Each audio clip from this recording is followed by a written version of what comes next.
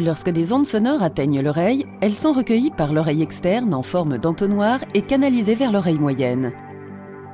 Au niveau de l'ouverture de l'oreille moyenne, les ondes sonores frappent la membrane du tympan.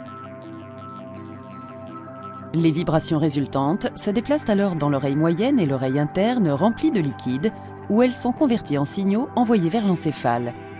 Parfois, l'oreille moyenne peut se boucher et s'infecter.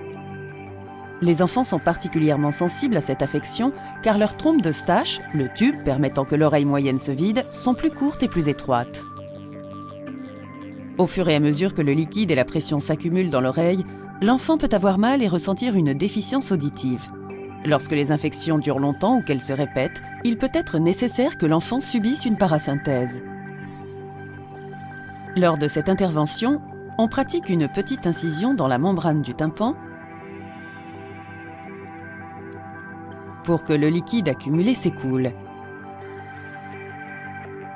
Un petit tube est ensuite inséré dans l'incision pour permettre un drainage continu pendant quelques mois.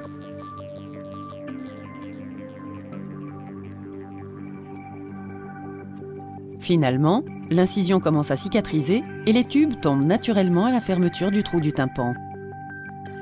Il existe plusieurs complications potentielles associées à cette intervention dont il faut parler avec un médecin avant la chirurgie.